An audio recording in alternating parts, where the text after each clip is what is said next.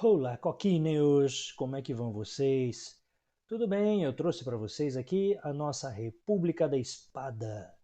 É o que aconteceu logo após a queda do Império. Tivemos a proclamação da República e o início do sistema republicano, que é da qual o sistema que nós adotamos até os dias de hoje, tá?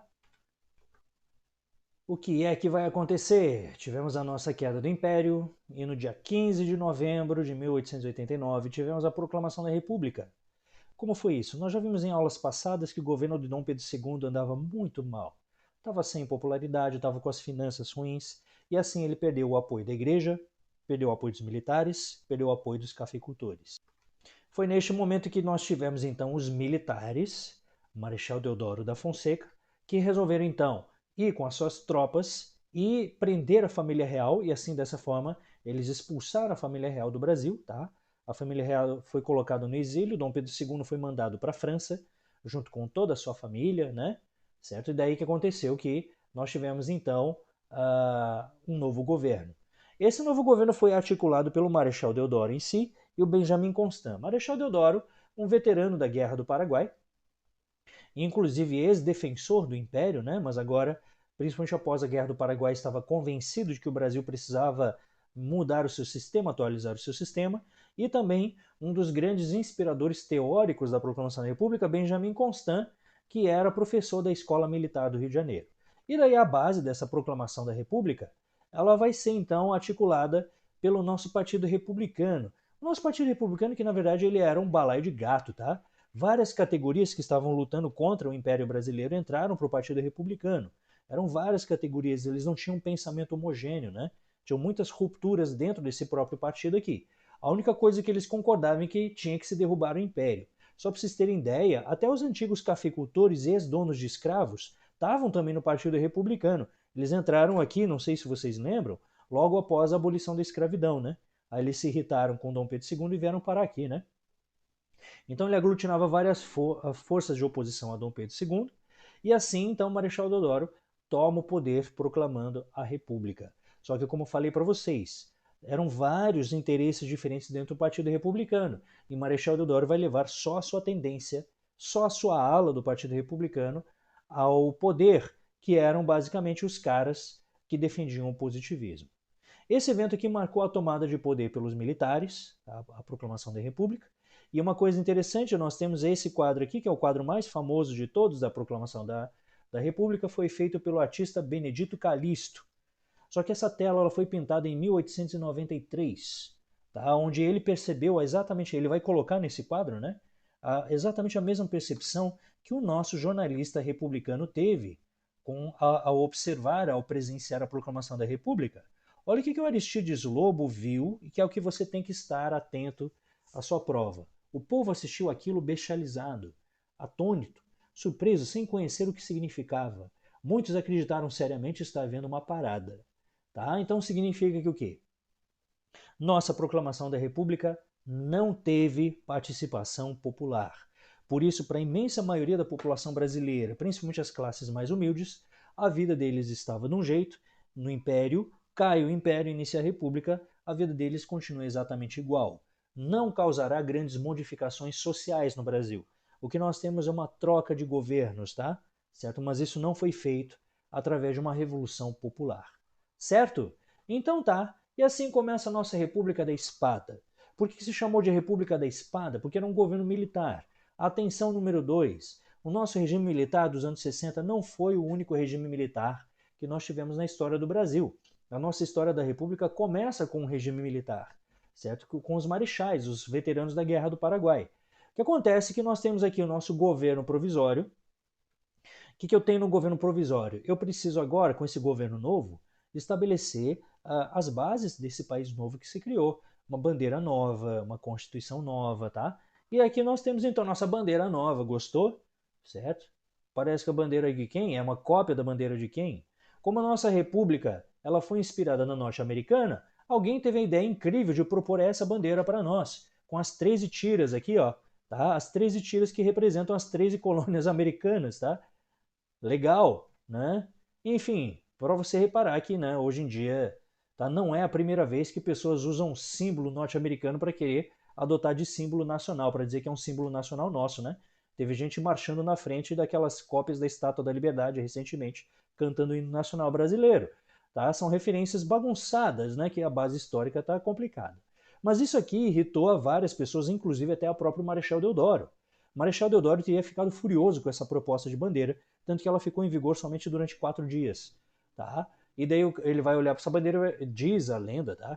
Que ele deu um tapão na mesa e falou: estamos copiando a Constituição e não a pátria. E por isso essa bandeira saiu de vigor e nós tivemos essa bandeira, a nossa que está em vigor até hoje, com essa esfera, né, azul ao centro, o Cruzeiro do Sul aqui, essa constelação, né, que nós adotamos como símbolo também, e os lemas Ordem e Progresso. Tá? Ordem e Progresso, vocês sabem de onde veio? Isso aí vem de Augusto Conte. Augusto Conte dizia a seguinte frase: amor, ordem e progresso. A ideia de que a sociedade ela evolui, a evolução, através da ciência e através da tecnologia que levaria à industrialização, e assim a gente se tornaria o que ele via como uma evolução à sociedade europeia do século XIX. Significa que essa ideia de migrar em direção ao positivo, ele pretende-se o quê? Pretende ser uma migração através da ciência em nome da industrialização dentro de um modelo europeu, ou seja, o Brasil sonhando em um dia ser igual à Europa. Tá? Eu não preciso nem falar nada, né? Você já conhece o futuro do Brasil, tu já viajou para o futuro, né? Certo? A sua alma passada que viveu essa época aqui, talvez não soubesse responder, mas você já hoje já vive no futuro, você sabe que esse projeto de industrialização não funcionou, tá? Certo? E aqui ficou só ordem em progresso, porque Marechal Deodoro tirou a palavra amor, porque ele achava que a ordem, a obediência era mais importante. É um governo militar, tá? Enfim. Tá, o que acontece então aqui? Essa bandeira, ela é uma cópia desta outra bandeira. Que bandeira é essa aqui? Ó? Isso aqui é a bandeira do Império Brasileiro. Então, muita gente aí, principalmente os exaltadinhos, que gostam de pegar a bandeira brasileira, sair gritando na rua, e principalmente as coisas que se popularizaram. Ah, porque o verde é das florestas, o amarelo é do ouro, enfim, né? Tá que verde é das florestas, cara. Se fosse das florestas, tá? Essa bandeira tinha que estar cinza, ela tinha que estar queimada em 90 e tantos por cento dela, né? Certo? Ou seja, não tem nada de verde da floresta, mesmo que preservação da floresta não é uma preocupação no século XIX, tá? Pelo amor de Deus. O que aconteceu é que, rejeitando a bandeira anterior, pega-se a bandeira do Império, tira-se o brasão real aqui do meio e coloca-se a esfera com o lema positivista ao centro. Ou seja, a bandeira da República nada mais é do que uma bandeira, a cópia da bandeira do Império, que usa o verde da família Bragança de Portugal, usa o amarelo da família Habsburgo da Áustria, a junção das duas monarquias, o casamento de Dom Pedro I com Dona Leopoldina, e fim, entendeu? Não tem nada de riqueza da nossa terra e blá blá blá e tá todo esse papo furado, tá?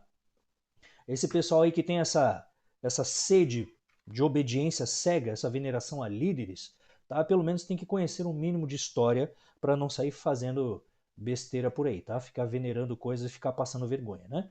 Então tá, nossa bandeira é bonita, temos que adorá-la, etc, tal, mas a gente tem que conhecer a sua história, tá? Não tem nada a ver com o verde das matas e o ouro e o valor do povo e criação de uma Assembleia Constituinte e a promoção da Constituição de 1891. O que é uma Assembleia Constituinte? É um grupo de deputados que vai definir as novas leis desse nosso país.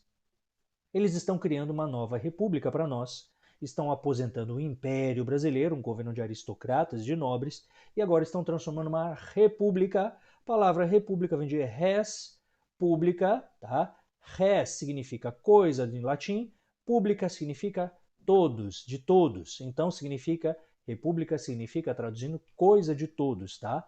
Essa coisa de todos é um governo onde todos são iguais perante a lei. É basicamente nisso que foi inspirado a Constituição norte-americana, que nós copiamos, tá? Que foi inspirada, por sua vez, no Iluminismo. Então a coisa fica simples. O que eu tenho aqui dentro dessa Constituição? Reformas iluministas que interromperam com o Império Brasileiro, tá? Então o que acontece? A primeira coisa, nós temos que mudar o nosso nome. Brasil passa a se chamar de República Federativa dos Estados Unidos do Brasil. Gostou? Tá? Isso aqui, claro, né? Nossa Constituição é uma cópia da americana. Então, um belo dia, alguém teve a ideia incrível também de dar esse nome para nós. E esse nome pegou. Tanto que o Brasil ficou se chamando de República Federativa dos Estados Unidos do Brasil até os anos 60, tá? Que finalmente tiraram esse nome de nós. Muito bem, então tá. E daí? Foi estabelecido para nós um presidencialismo com mandato de 4 anos, 3 poderes soberanos, isso também é uma discussão que está muito em alta, né? São 3 poderes executivo, legislativo e judiciário, nenhum pode interferir sobre o outro, os 3 são iguais e soberanos. Tira-se o poder moderador. Agora o sistema ele é federalista, significa que os estados eles são independentes, elegem seus próprios governantes. O estado é laico, não pode ter uma religião, tá? Ou seja, o governo não pode forçar as pessoas a terem uma religião. E nós temos o sufrágio universal direto. O que é sufrágio universal? Sufrágio é a palavra que significa voto, tá? É o voto universal, tá bom? Anotou? A partir de agora nós temos o voto universal direto. Só que é claro que a gente não pode se confundir. O voto é universal, mas no século XIX, o voto universal ele só funciona para quem? Para homens adultos. Não valia para mulheres, padres, soldados, mendigos, analfabetos. Não valia para mulheres. Mulheres não votam. Mas é claro que, levando em consideração o comparativo que nós tínhamos em relação à política do Império, com o voto censitário, o privilégio da nobreza, já é um grande passo, tá?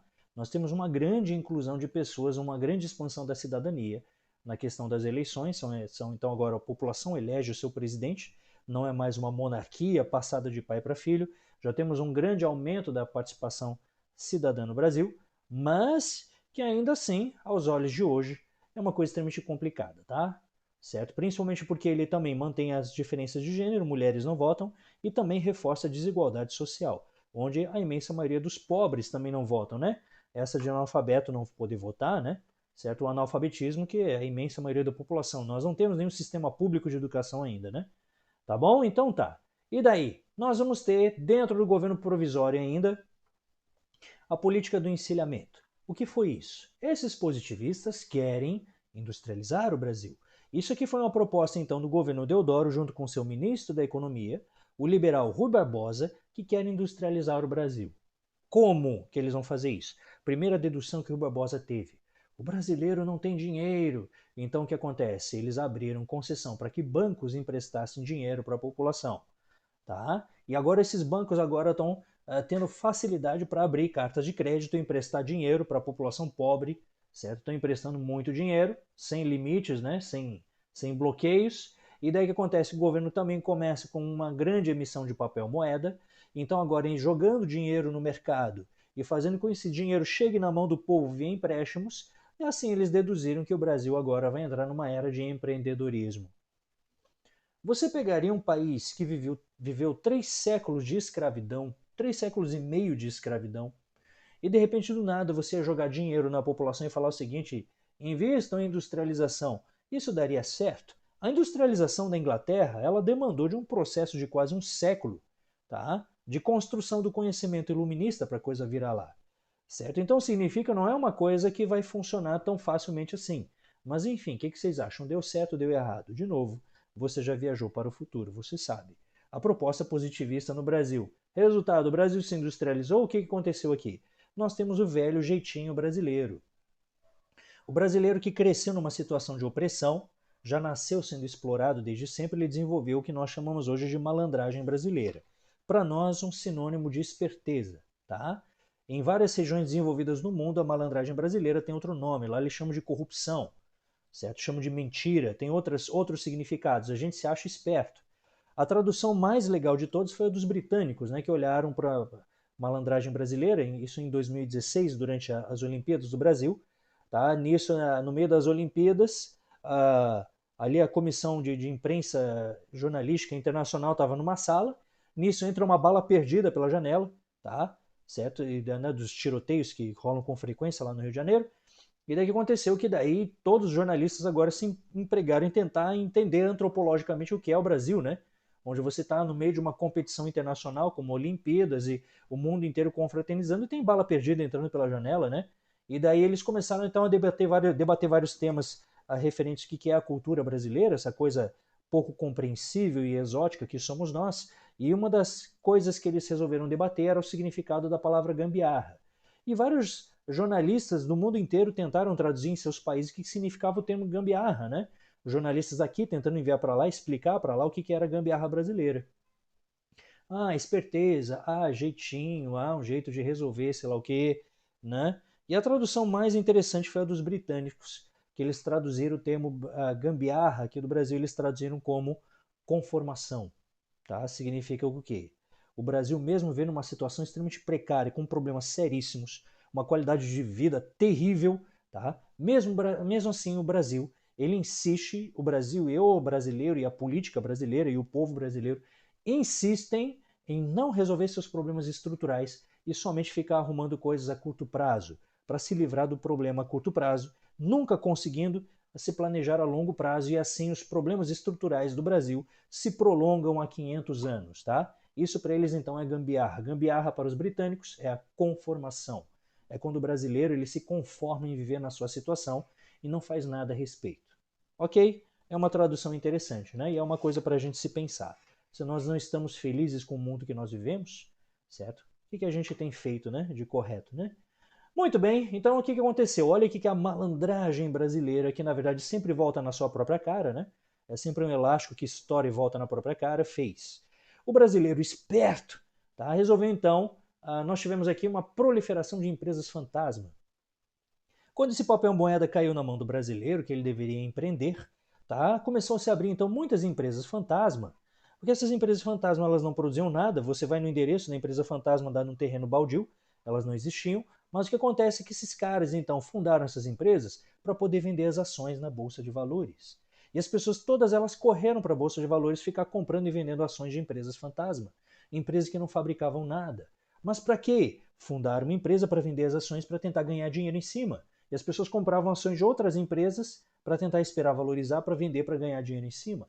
Isso se chama de especulação na bolsa de valores, ou seja, uma valorização irreal. Tá? Eles começaram a brincar com valorização irreal. Resultado final, nós tivemos, como nós temos muitas empresas que não produzem nada, e um grande aumento de emissão de papel moeda, o endividamento das pessoas, tá? Nós temos então aqui a desvalorização da moeda, esse processo nós chamamos de inflação, quando os produtos começam a ficar cada vez mais caros, e assim a nossa primeira república, graças a Marechal Deodoro, já entra num colapso econômico logo de cara, com esse plano econômico desastroso, né? Nós já saímos de uma crise econômica pós-Segundo Império e já pioramos mais a situação agora ainda na República, tá? E assim, nós temos isso. O Brasil não consegue sair dessa condição de produtor de primários. E para vocês entenderem o porquê do termo encilhamento, alguém reconheceu o termo encilhamento? O que quer dizer o encilhamento? Encilhamento vem do termo colocar a sela num cavalo, tá? Certo? Porque essa coisa de ficar comprando e vendendo ações aqui, ó, na bolsa de valores, foi comparada a corrida de cavalos, tá? Certo? Então, como se nós estivéssemos apostando em corrida de cavalos, qual ação vai valorizar, qual ação vai valorizar, e ninguém estava realmente produzindo nada, era um jogo de azar, tá certo? E por isso que se chamou de política do encilhamento. Então a economia já vai mal logo de cara.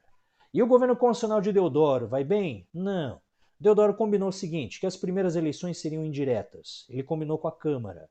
A primeira eleição presidencial vai ser votada pela Câmara, é o que nós chamamos de eleições indiretas. Quem elege o presidente são os deputados. E ele botou isso na Constituição, para garantir que ele fosse o presidente. E combinou com os deputados. E assim os deputados cumpriram, votaram nele para presidente. Mas os deputados também têm receios. Marechal Deodoro está querendo concentrar poderes demais para si.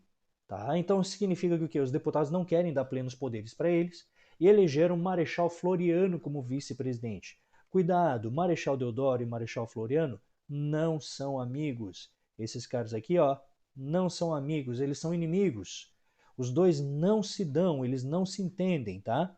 O que foi que aconteceu? Marechal Deodoro tinha indicado um vice-presidente, que era um almirante da Marinha, e Marechal Floriano, ele era um cara que era mais próximo dos cafeicultores. O Marechal Deodoro indicou o almirante da Marinha, Marechal Floriano era próximo dos cafeicultores, e a Câmara, para evitar ter o presidente e o vice-presidente da mesma ala, resolveram votar no Marechal Floriano para vice-presidente. Sim, ó, aqui, ó, estão vendo esse papelzinho aqui, ó? Olha para cá. Esse papelzinho aqui, ó, tá? Esse papelzinho aqui está dizendo o seguinte: as eleições para presidente e para vice-presidente eram separadas. Foi assim durante muito tempo, certo? Vota-se para presidente e vota-se para vice. Você escolhe o presidente e escolhe o vice. Hoje o vice ele vem de brinde, né? Mas naquela época não. Naquela época você escolhe, tá? Então nós vamos ter aqui uma oposição entre Deodoro e a Câmara, os dois vão começar a se bicar. De um lado, Deodoro vai ser acusado de autoritarismo pela Câmara, tá? Deodoro fica tentando então aprovar medidas, a Câmara fica barrando, e a Câmara então vai tentar reduzir os poderes de Deodoro. Deodoro também não vai deixar a vida da Câmara fácil, tá? Os dois vão ficar se alfinetando, se alfinetando, se alfinetando. Isso foi irritando Deodoro, até que um belo dia Marechal Deodoro mostrou sua verdadeira cara, autoritária. Ele resolveu dar um golpe de Estado. Veja só, a primeira Constituição do Brasil, que determinou as regras para a gente ter o nosso primeiro presidente do Brasil, não durou 7 meses e nós já tivemos o nosso primeiro golpe de Estado. Para você entender como funciona a lógica da política do Brasil, tá? Nós temos uma tradição histórica, tá? De pessoas que governam o Brasil, governam para si mesmo, certo? Eles não governam pelo bem comum, eles governam para si.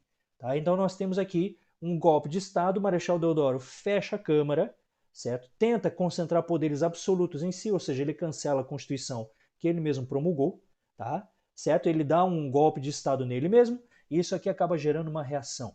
Atenção, a primeira revolta da Armada. Quem era a Armada? A Armada era a Marinha Brasileira. Era desse jeito que se chamava Marinha, a primeira revolta da Armada. Os navios da Armada, comandados pelo almirante Custódio de Melo, que é esse carinha aqui, vão estacionar, os navios vão estacionar na Baía de Guanabara e vão apontar os canhões em direção ao Palácio do Governo e vão estabelecer uma ameaça de bombardeio. O que Custódio de Melo quer? Eles exigiam a renúncia de Deodoro para que ele cumpra a Constituição, entendeu? Ou seja, a nossa Marinha está tendo uma posição constitucionalista, tá? E agora eles vão exigir a renúncia de Deodoro, ameaçando bombardear o Palácio do Governo. O que é que vocês acham que vai acontecer?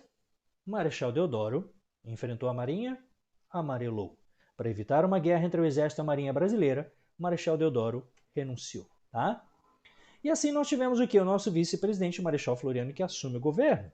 Agora sim, em cumprimento à Constituição, Marechal Deodoro assume o governo, ele era o vice-presidente, certo? E o que aconteceu? O Marechal Floriano, então, esperava-se então que ele fosse realizar um governo republicano.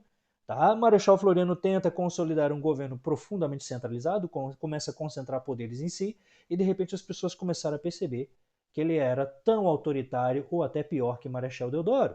Tá? E daí que acontece que a nossa Câmara e os cafeicultores do Brasil começam a fechar a cara para o Marechal Floriano, e assim Marechal Floriano começa a dar sinais de que ele não estava a fim de sair mais do poder. E ele vai violar o artigo 42 da Constituição. O que dizia esse artigo 42 da Constituição?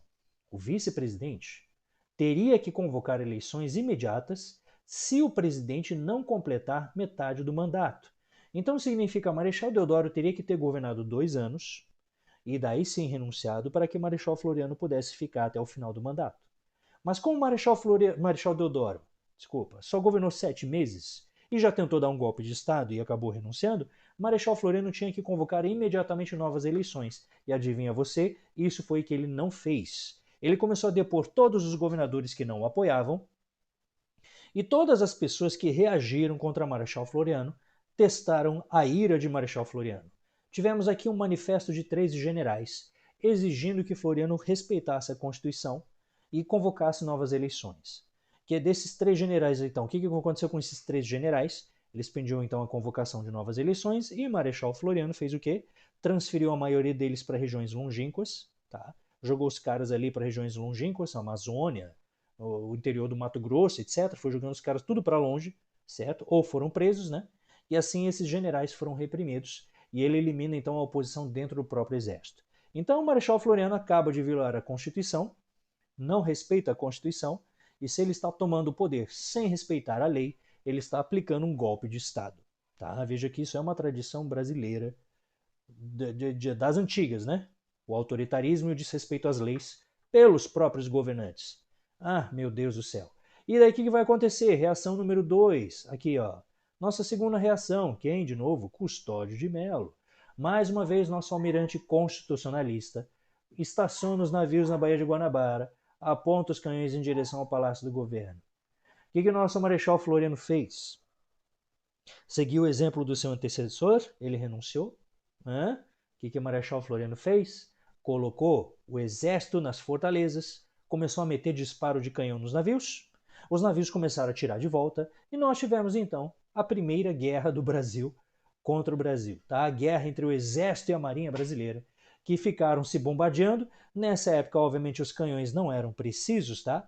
E na tentativa de acertar o Palácio do Governo, a cidade do Rio de Janeiro foi sendo bombardeada pelos navios da Armada, certo? Que eram navios poderosíssimos, eram navios blindados, né, de fabricação britânica, a maioria, certo? E assim eles derrubaram a torre da igreja, foram moendo a cidade, a população no meio desesperada, tá? No meio daquele bombardeio, e ali no mar, os navios mercantes britânicos e norte-americanos no meio do fogo cruzado, e aquele desespero generalizado.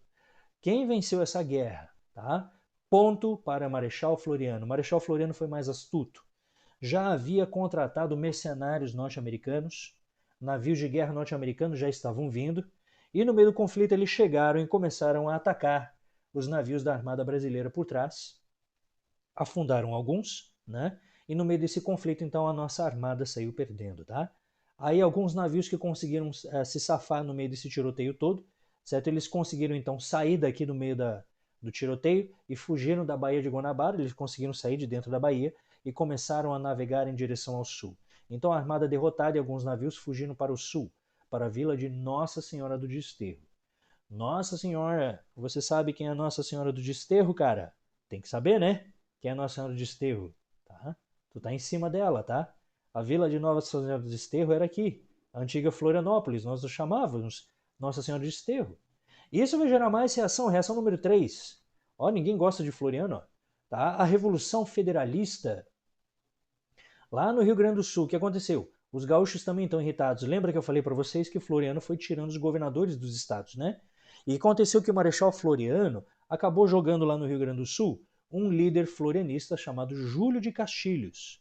Tá? Só que o que aconteceu? Os gaúchos querem o federalismo, eles querem autonomia no estado e não querem interferência da capital.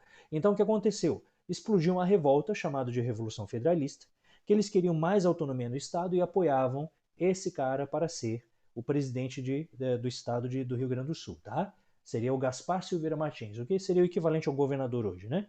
E daí nós temos então um conflito entre esses dois grupos aqui, os que apoiavam Gaspar Silveira Martins, que se chamavam de federalistas. Olha aqui, ó, o líder Gaspar Silveira Martins. Apoiando ele, nós tivemos um coronel militar chamado Gumercindo Saraiva. Esse militar aqui bicho era estressado, né? Gaudério.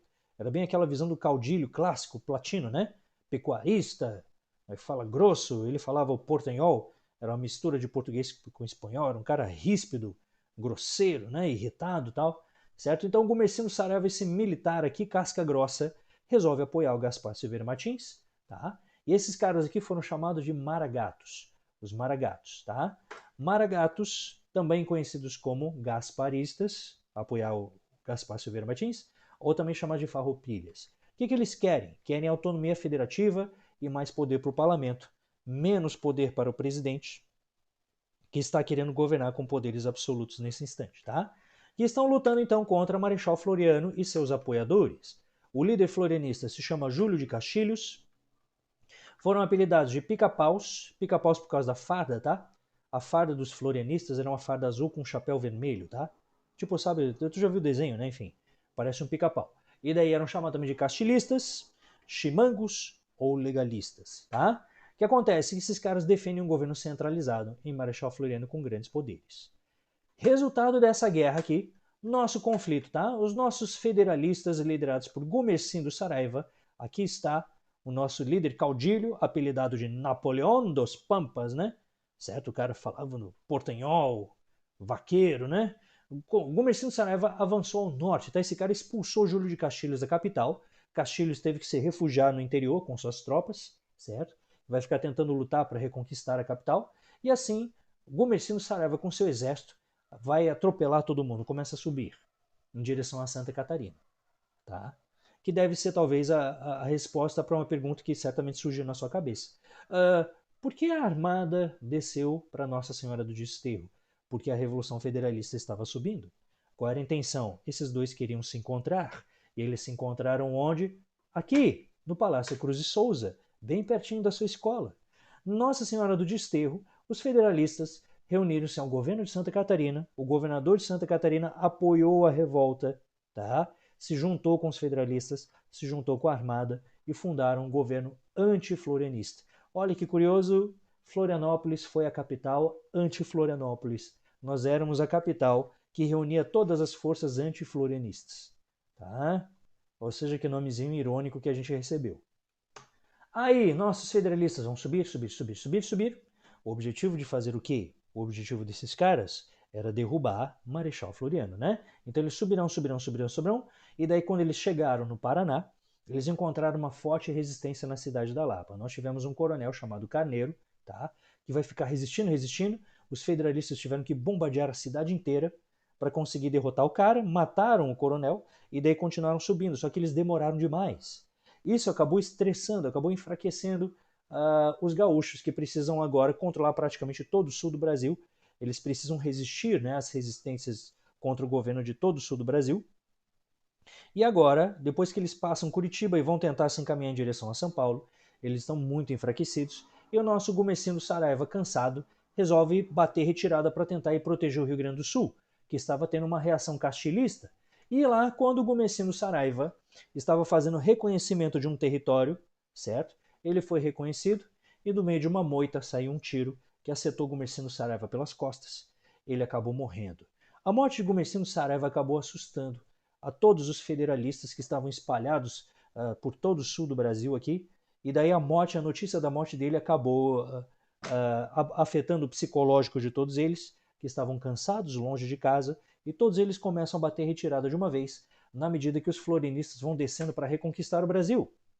Então aqui, ó, Gumecindo Saraiva retirou-se de volta para o Rio Grande do Sul, onde foi assassinado com um tiro pelas costas, e daí nós tivemos então a reação florianista. Marechal Floriano consegue vencer.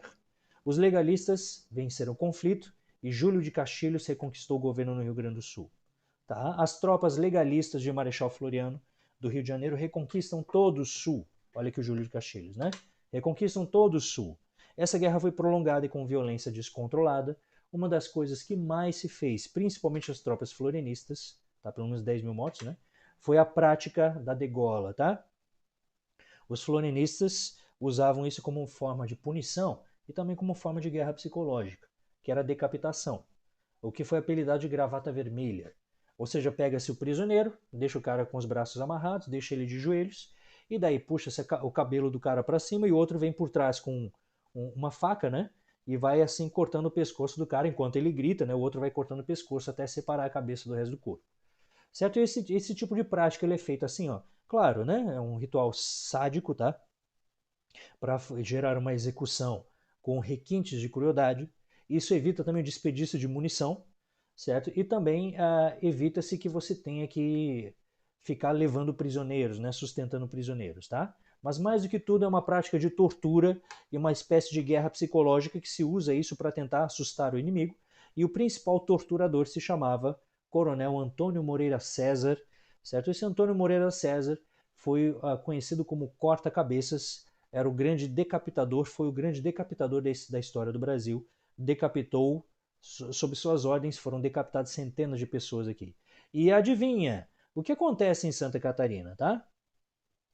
Florianópolis, que se chamava de Esterro, foi a capital anti-Florianópolis, tá? E por isso Florianópolis tem um verdadeiro desprezo. O cara tem um ódio por isso aqui, ele chamava esse lugar de governicho. Ele odeia esse lugar, tem ódio das pessoas desse lugar, apesar que eu não tenho notícias de que um dia ele esteve aqui, tá? Marechal Floriano, até onde consta, nunca esteve em Florianópolis, né? Mas ele odeia esse lugar. E o que aconteceu foi que então ele vai chamar, adivinha quem para ser o governador do estado aqui? Coronel Moreira César. O corta-cabeças foi eleito nosso governador do estado. E ele vai fazer o que então? Uma perseguição a federalistas e antigos amigos de Dom Pedro II e pessoas que apoiaram o governo federalista, que apoiaram o governador do estado, e vai fazer então uma grande sessão de execuções aqui em Santa Catarina, tá? Onde ele vai executar centenas de pessoas na fortaleza de Anhato Mirim. Você já ouviu falar desse lugar? Muitos de vocês já estiveram nesse lugar. Alguns de vocês podem ser por aquele evento lá, o Navega qualquer, vocês foram para cá, né? Certo? Então é assim, Marechal Floriano Peixoto conseguiu eliminar todos seus opositores e assim ele passou a ser conhecido como Marechal de Ferro e o cara que consolidou a República. dentro dessa cara, a cara que a República da Espada queria ter. Poderes centralizados na capital, um presidente de ferro, entendeu? E com menos autonomia nos estados. Era isso que Marechal Floriano queria para si. Isso que ele consolidou, tá? Olha aqui a fortaleza de Anhatumirim, né? Onde Moreira César então prendeu catarinenses, prendeu soldados federalistas gaúchos, antigos amigos de Dom Pedro. O fuzilamento mais conhecido que foi feito aqui foi o do Barão de Batovi, que era um veterano da Guerra do Paraguai, amigo de Dom Pedro II. Segundo reza a lenda, as lendas locais daqui, né? A hora que ele estava sendo fuzilado, o filho pequeno dele abraçou no pai, não queria soltar, e o Moreira César teria mandado executar a criança junto com o pai, né? O cara tinha requintes de crueldade. Essa parede aqui, ela é classicamente conhecida como a parede dos fuzilamentos. Dá para ver ali ainda buracos de bala, né? Os buracos de bala na parede ali. Diz a lenda que são buracos de bala, né? Tá? Lá na Fortaleza de Anhatumirim. E Florianópolis, tá? Nós que somos então uma homenagem a Marechal Floriano. Como é que Nossa Senhora do Desterro foi parar com esse nome? Será que a gente gosta do nome Floriano? Olha o que aconteceu aqui em 1979. O último presidente do regime militar, chamado João Batista Figueiredo, veio para cá, sem conhecer muito da história regional aqui, ele, metido a besta, resolveu dar um presente para nós. Leia a placa comigo ali, ó. Homenagem do presidente João Figueiredo a Marechal Floriano Vieira Peixoto no 90º aniversário da República. Aí ele pegou essa plaquinha fofa, colocou na frente da nossa figueira, tá? E daí a população foi à loucura, tá? Os estudantes da UFSC ali começaram, balbúrdia, comunista, enfim. A população foi à loucura, tá? Os estudantes quebraram tudo, foi um quebra-quebra que durou semanas aqui por causa dessa placa. Os estudantes arrancaram essa placa, tacaram fogo na placa, certo? E expulsaram o presidente daqui, aos berros, tá? Ou seja, nós tínhamos até alguma geração atrás, até uma ou duas gerações atrás, ainda uma memória muito clara do que tinha acontecido aqui em Florianópolis na Revolução Federalista, tá? Certo? Então, hoje nós temos a obrigação moral de conhecer a história de onde nós vivemos, né? E saber que a gente não pode sair venerando coisas à toa. Florianópolis, e viva o Marechal Floriano. Igual alguns querem aí que a gente tem que venerar os heróis da pátria, né? Certo? Aqueles grandes gigantes da pátria que fundaram essa nação e vamos sair marchando cegamente, tansamente cantando o hino nacional, tá? Enfim, era isso que alguns queriam para nós antigamente, tá? Enfim, antigamente não, recentemente, né? Recentemente tem gente pedindo esse tipo de coisa. Enfim, essa é a história. E só para concluir, eu não falei, né, quando que virou Florianópolis. Depois que Marechal Floriano eliminou todos seus opositores aqui, o coronel Moreira César foi lutar na Guerra de Canudos. Ele cansou disso aqui, ele não gosta de política, não tinha mais opositor para matar, para fuzilar. Ele vai lá lutar na Guerra de Canudos e assim a nossa Câmara Municipal, num acesso incrível de puxa-saquismo, dentro da lógica do toma lá da cá, típico da política brasileira, resolve então homenagear aos vencedores, a esse novo grupo de políticos que estava tomando o poder aqui. A Câmara Municipal resolve lançar um projeto de lei para trocar o nome da cidade de Nossa Senhora do Desterro para Florianópolis e assim homenagear o nosso Marechal de Ferro, e essa lei foi sancionada pelo governador Ercílio Luz. Tá certo? Então, desde sempre, então, desde de que Marechal Floriano, então, promoveu o assassinato de federalistas, a nossa cidade serviu de troféu para o cara. Tá? Nós somos um troféu de Marechal Floriano até hoje. Enfim, esse era o papo. E daí, faça esses exercícios no estudo, tá? Se precisar, a gente tá ali no plantão, tá? Eu aguardo vocês ali, tá bom? Tchauzinho para vocês.